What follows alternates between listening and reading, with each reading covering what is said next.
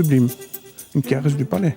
Délicieux. Il était bon, mais un peu léger. Mais quand même un petit peu subtil et un peu d'acidité, donc plutôt sympa. On voit qu'il y a de la douceur dans ce café. Qu'il l'ait adoré ou simplement apprécié, tous se souviendront longtemps de cette petite tasse dégustée à l'Observatoire du monde des plantes. Un café artisanal, mais surtout 100% liégeois, cultivé quelques mètres plus loin, ici, au milieu des serres.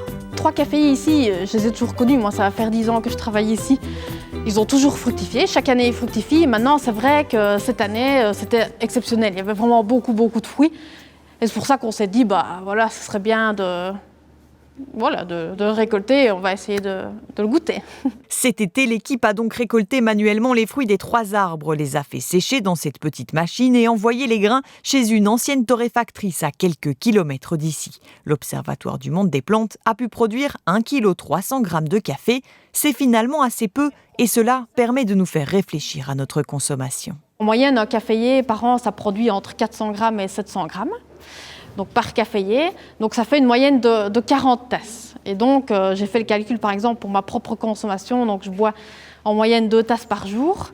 Donc sur une année, il me faudrait pour moi seule plus de 18 caféiers. Donc c'est énorme en fait. Or, le café a souvent un impact environnemental important. Sa culture entraîne de la déforestation et sa production nécessite beaucoup d'énergie. Avec cette toute petite récolte, c'est très différent. Ici, ça n'a rien coûté en plus, on va dire, de chauffer la serre pour les 3 caféiers. Et alors ici, on les cultive quasiment sans engrais. Et quand on utilise de l'engrais, c'est des engrais organiques, pas chimiques. Et alors, pas de produits chimiques du tout.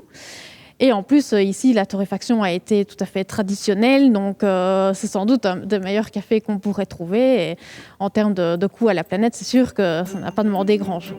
En tout, la production de l'Observatoire du monde des plantes permettra la dégustation d'une centaine de tasses, un café que quelques privilégiés pourront à nouveau découvrir en janvier prochain.